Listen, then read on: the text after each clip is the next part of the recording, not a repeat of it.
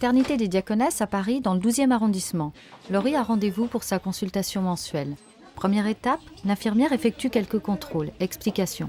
Alors les patientes enceintes ont une prise de la tension une fois par mois, ainsi que la surveillance du poids et la surveillance de l'analyse d'urine à la recherche, par exemple, de sucre dans les urines qui pourrait donner un petit peu un signe de diabète ou bien d'albumine, un signe d'hypertension.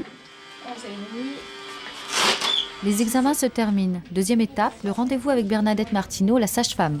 Alors la consultation comprend l'interrogatoire qui permet de savoir si la femme a des soucis particuliers, si elle sent bien son bébé bouger, si elle a des douleurs au niveau du ventre, au niveau du dos.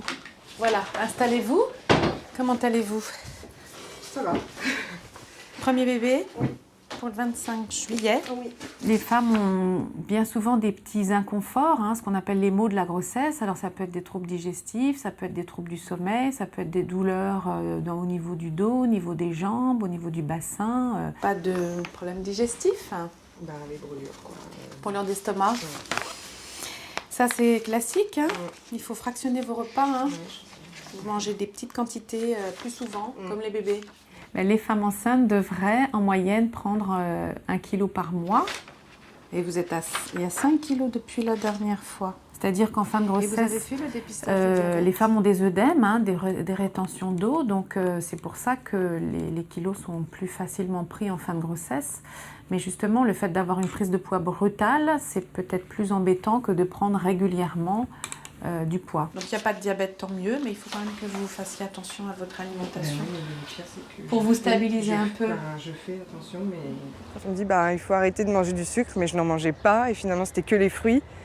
Et d'arrêter des fruits quand il fait beau, quand en gros on peut manger que ça parce qu'il ne faut pas manger de gâteau, etc.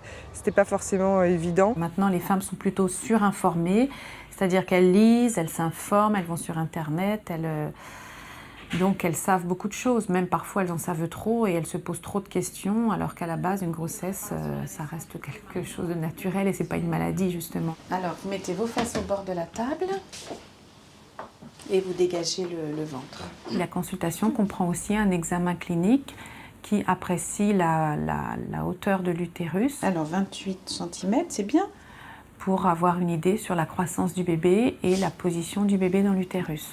J'ai l'impression que la tête est en bas.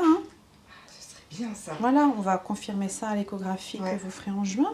Si on peut rassurer des femmes qui viennent à la base un peu stressées, parce que leur entourage aussi leur a dit que, a priori, elles avaient un bébé trop petit, trop gros. Là, j'étais assez angoissée à l'idée de savoir s'il était déjà retourné ou pas.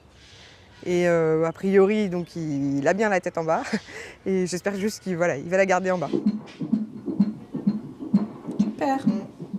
Ensuite, on écoute le cœur du bébé, bien sûr, systématiquement. C'est vrai que c'est toujours sympa d'entendre le cœur du bébé. Au début, c'était plus sympa que maintenant, parce que maintenant que je le sens bouger tout le temps, je sais que forcément le cœur bat, donc je me pose pas trop de questions. Ok, écoutez, ça me paraît tout bien, tout ça. Et l'examen gynécologique n'est pas systématique pendant la grossesse, sauf si la patiente décrit qu'elle a des contractions anormales et prématurées. Sinon, il ne se fait qu'en fin de grossesse pour apprécier la présentation du bébé et le pronostic de l'accouchement, en quelque sorte. Voilà, donc rendez-vous dans un mois. Vous regroupez sage-femme et anesthésiste. D'accord, merci. Voilà.